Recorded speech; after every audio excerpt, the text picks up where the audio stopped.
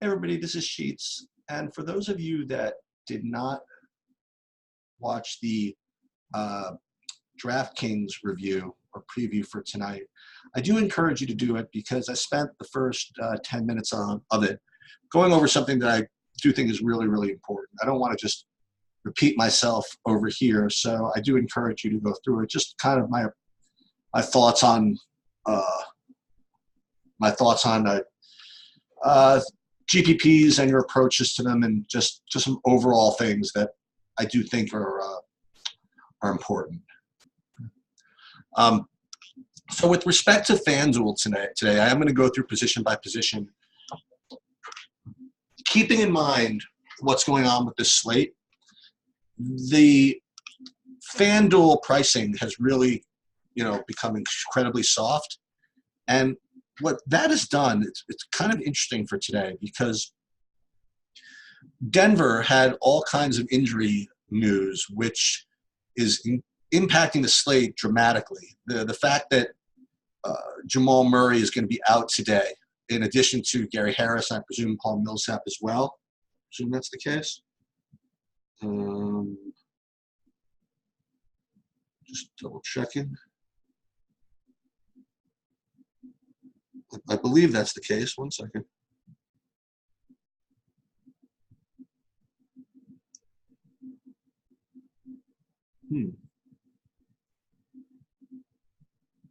Yeah, sorry, they're on. So what that does is opened up like incredible amount of value on DraftKings specifically. Michael Porter, 3,600 over there, as well as the backup point guard, whose name escapes me right now. He was in the stone minimum over there. And in addition to that, Monty Morris looks to be kind of a lock over there as well. And then what happens is Kelly Oubre was out for Phoenix, which opens up all kinds of value there, that being Cam Johnson and who else? Michael Bridges. And what's interesting, as we go through position by position, I want to suggest something to you, that because the pricing on everybody else on FanDuel has become very soft, to me it means that that value becomes less necessary, right? You could get the same guys, or at least close to the same guys, without needing to save that kind of money, okay? So I'm just curious to see if, despite that, the ownerships of these guys are as popular here as they are on DraftKings, because I do think that given the soft pricing elsewhere, I feel as though you can fade these guys a little bit easier on FanDuel as opposed to DraftKings. As a matter of fact, like when I ran an optimal just for the hell of it with Michael Porter and without, I mean, you lose maybe 1.5 fantasy points, and you give up a 40% owned guy. So I think it's very interesting dynamic with respect to the soft pricing over here, is that some of these value plays might not be as 100% necessary as they might be over on DraftKings. But what we're going to do is we're going to go position by position, and I'm going to do what I did last time. I'm going to focus in on the higher owned guys because they usually represent the better plays, and then I'm going to see if there's any, what was I going to say? Any deviation from that. Okay, let me just kind of pull up really quickly my stuff. Sorry. Okay, so right off the bat, at the point guard position, Monty Morris is going to be the huge chalk, right? He's going to take over all the point guard responsibilities. He is going to project through the roof, and he is going to be 50% owned plus. So that is important to realize that, number one, he does rate to be, extremely good play. Should I say extremely good play? I would say a really good play. And is he worth 50% ownership? It's unclear at this particular point. Let's see what else we can find from the slate.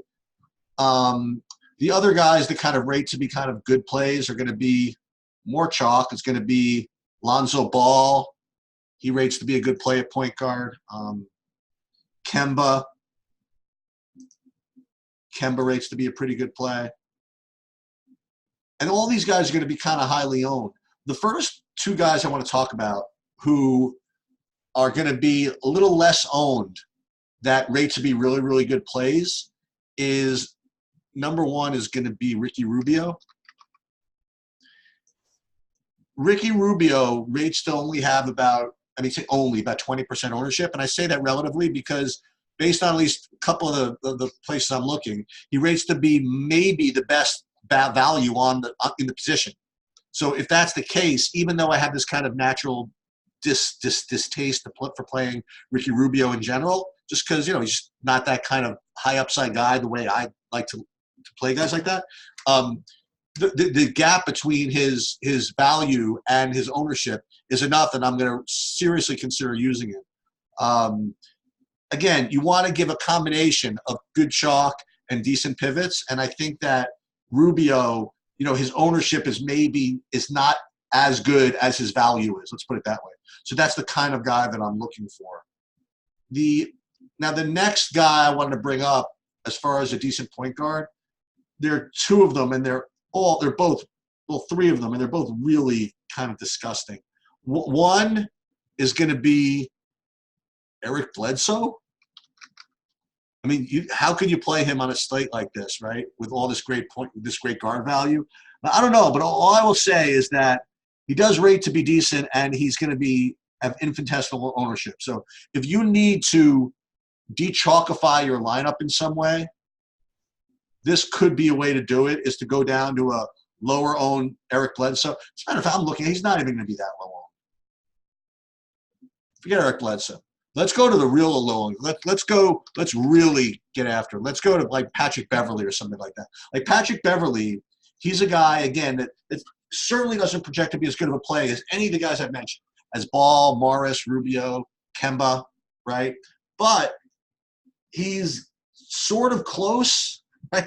He's like probably the last of the playable point guards, and his projections relative to his value, relative to his price, are not that much worse than these other guys. So if you get him at low ownership, which you will, that's a way that you could pivot. As a matter of fact, like if you wanted to, you could play Beverly alongside of Morris. Like you're getting enough value ownership-wise out of Beverly where you could go ahead and play Morris if you want to do that. Or if you wanted to go super contrarian, not super contrarian, you could fade Morris altogether and you could play Rubio.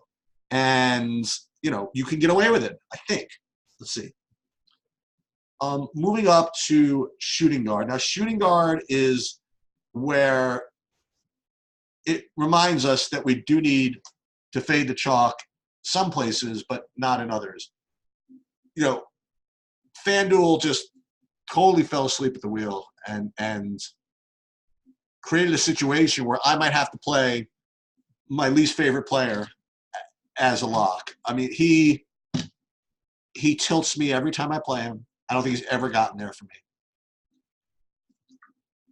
But at this price, at this matchup, with always going to project for relative to everybody else in the position, I don't want to say he's a lock, but I'm going to find my pivots elsewhere. Let's put it that way.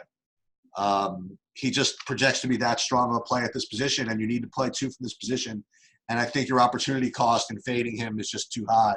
So he would be a guy that I would really want to make sure I got in, which again sets this chain of events off in my brain. That now you have to know that you're having Mitchell chalk. If you're having Mitchell chalk, can you have Mitchell chalk and Morris chalk? You have to make concessions elsewhere as far as projections go, and hopefully not upside, to make up for the ownership that you're going to be eating with somebody like Mitchell. But he looks to be just too strong. Well, where do we go with other guys? Other guys, the position you're talking about, well, let's look at the highest owned guys first. They're going to go back and have Lou Williams at 25%. Josh Hart, God bless anybody who plays him. He's at 25%. But look, he's 4,100 in a semi-close game. So I can see why they're making 25%. But again, he's a low usage guy. To me, I don't need a low usage guy like that at 25%. Booker, 25%. We talked about him a lot on DraftKings, but I certainly wouldn't want to play Rubio alongside Booker in the same lineup. I think that they'd probably take a little bit too much from each other, unless I was going to do a full-on Knicks Phoenix stack, which certainly is worth considering also, but we'll get to that later. So after Hart, Lou Williams, Booker, you also get ownership out of Mitchell and D'Angelo Russell. And all those guys look to be kind of good plays. There's one guy I have to kind of bring up, just, you're going to hear mentioned, is going to be PJ Dozier, right? He's going to be one of those Denver values that you can look to. He's going to probably be the backup point guard tonight, and at 3,500, he's certainly in play. I will say that on DraftKings at I think 3K on the nose or 3,100, he's certainly better. So I don't think you need like PJ Dozier today. If you really want to go kind of to someone no one's going to play, who rates very, very close. Now let me just confirm that no one's going to play him first. Yeah, it is a little bit of narrative street here, is you could play Damian Lee. Okay, Damian Lee just signed, big contract. He's had some ceiling games. He broke the slate on Christmas, pretty much.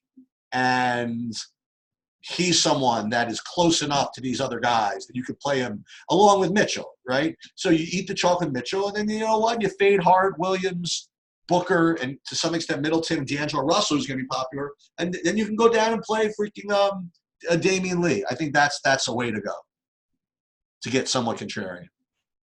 That's actually pretty contrarian. All right, so moving on to small forward, I am presuming that with the presence of all this value, Giannis is going to be highly owned, and he is. He's going to be over 50% owned, and for good reason, right? He's projecting to be a really, really extremely strong play, not to mention the fact that you can get him in somewhat easily, which is why he's going to have good projected ownership.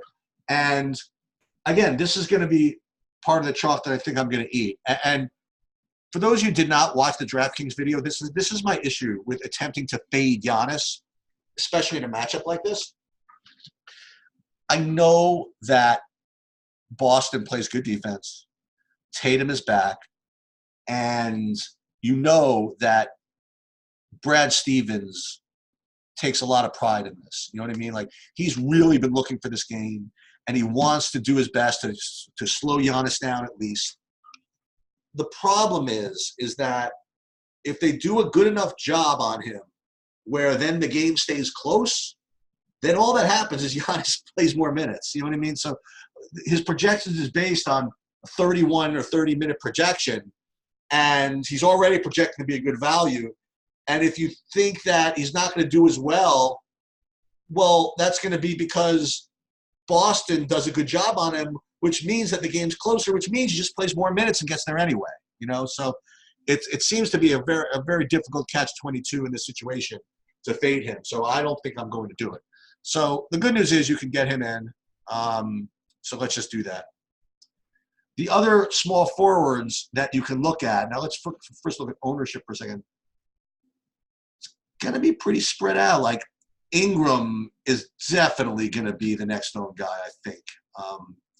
But you have a bunch of Ingram, then Barton with Murray out. That makes sense. Jaylen Brown again, and then you can your first look at the Michael Bridges. Okay, Michael Bridges with Oubre out rates to be highly owned because he also rates to be a pretty good play. Does he rate to be as good a play or better than all these other guys? I mean, he looks fine. So let me go over some guys that might not be highest owned that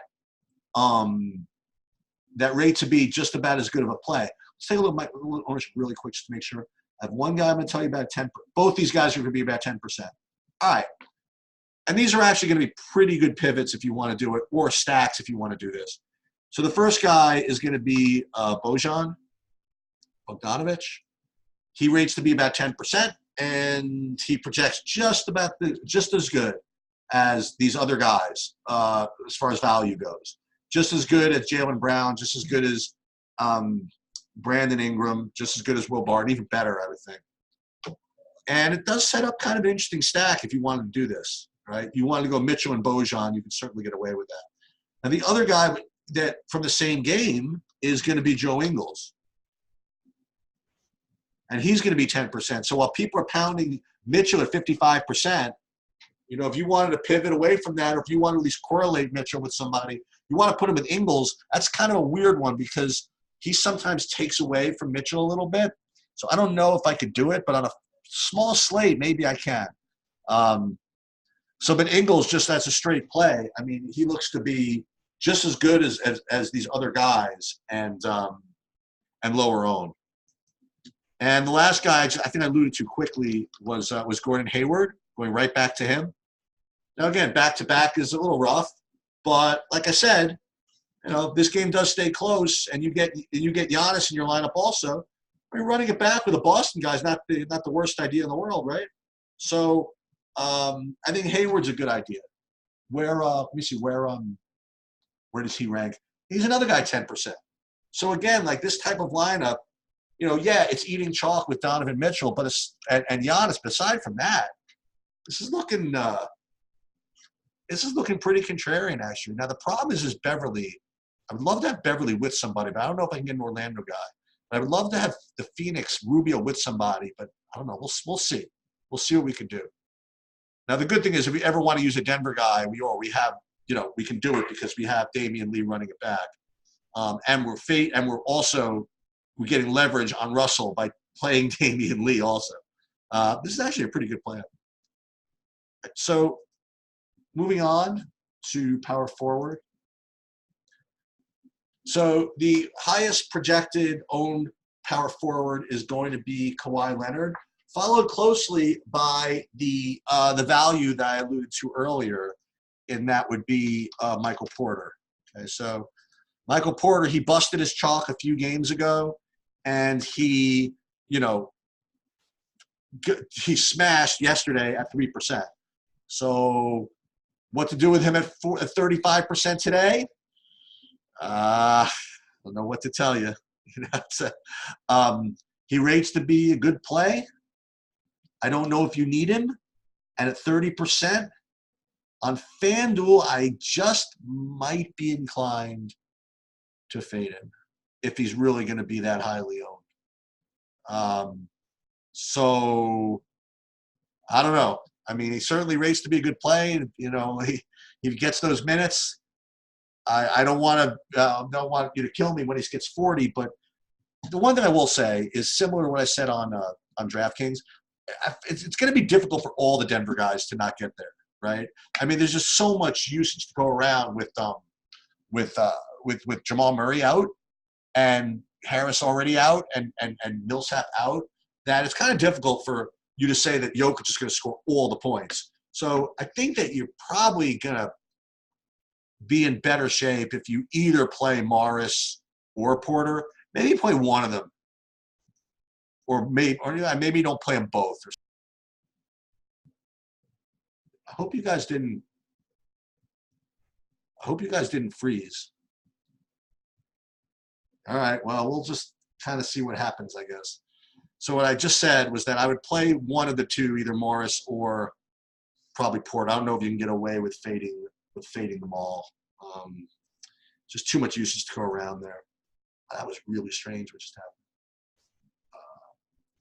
Okay, let me pull back up what I was doing. And let's go on to maybe some lower owned power forwards. Let's take a look. You have,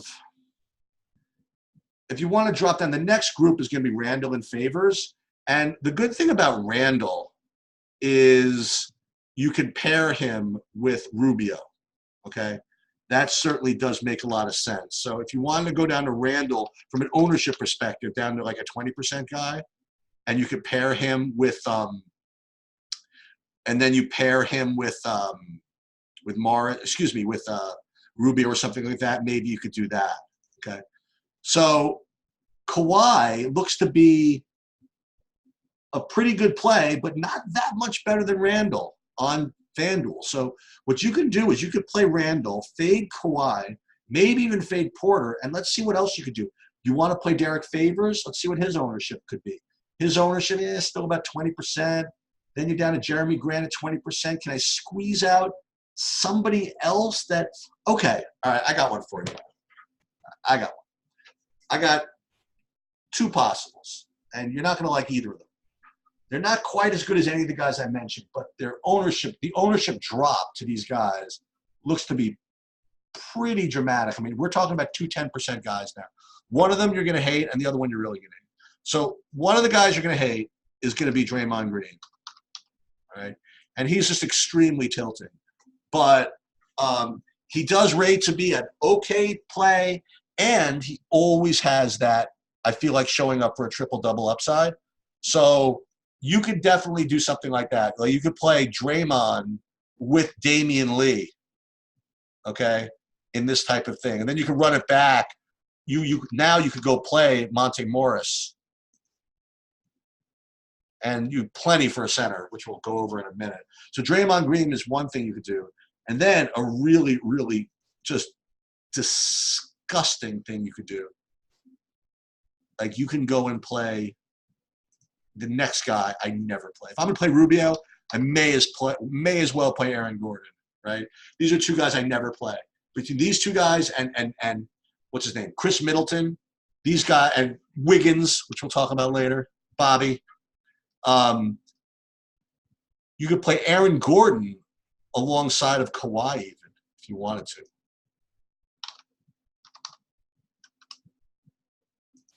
Can you get away with this? I think you'll find that you can get away with this. You want to put Morris up in here? There's no way we'll be able to find a $5,100 center, will we? Hold that thought.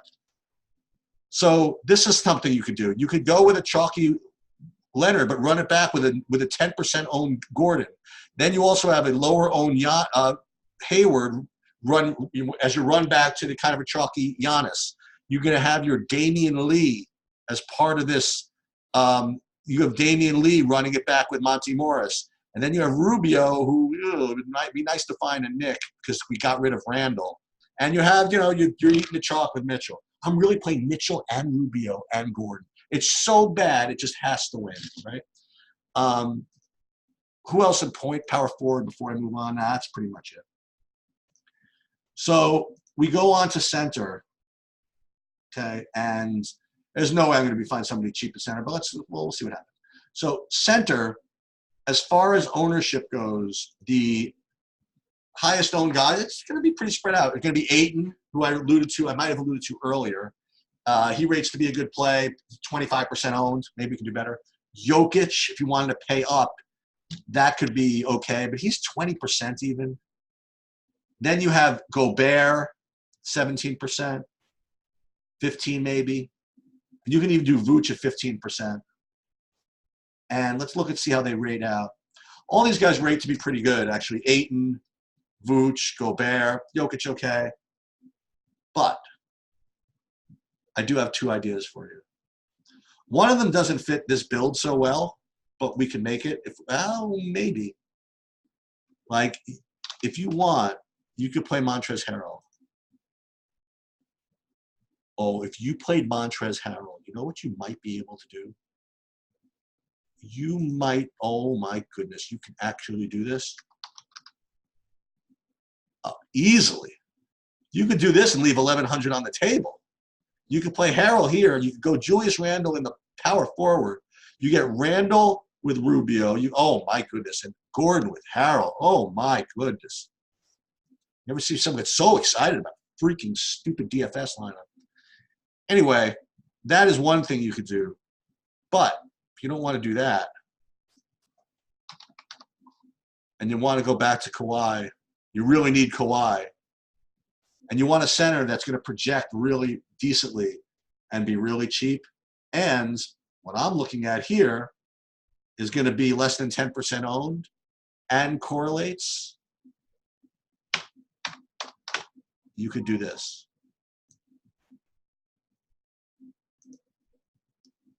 as they say in the commercials for the Ginsu knives, to date myself, don't try this at home. But you could play Mitchell Robinson here as part of a Rubio run back, and you could end up with a pretty disgusting yet pretty well correlated lineup, fading quite a bit of the chalk. Now, do you have to fade all of the chalk? Well, did I? I mean, did I really? I'm playing chalk Morris, I'm playing chalk Mitchell, and I'm playing chalk Giannis. And it's not and playing chalk Leonard. I have 4 chalks in this lineup. It's not I'm going totally off the board here. The only place I'm really pivoting and going a little cuckoo is Mitchell Robinson, Damian Lee, which, oh my God, is this really becoming my favorite play on the slate on both sides? Oh my God. I'm playing Rubio, who, God help me. Again, it's just so dumb, it just might work. I'm really going to play Rubio, Mitchell, and Gordon. Anyway, but that's my approach, and that's the way I'm doing FanDuel. And it is a very, very different approach today to DraftKings. DraftKings, I really find myself just trying to find good, stacks and cores of players, and then just kind of jamming in the Denver value. Here, I just, as weird as this is, I don't think I need it. And I got one of them in here. I just don't think I need all that Denver value, and I don't think I have any of the Phoenix value in here. And is this asking for trouble? Well, one way to find out.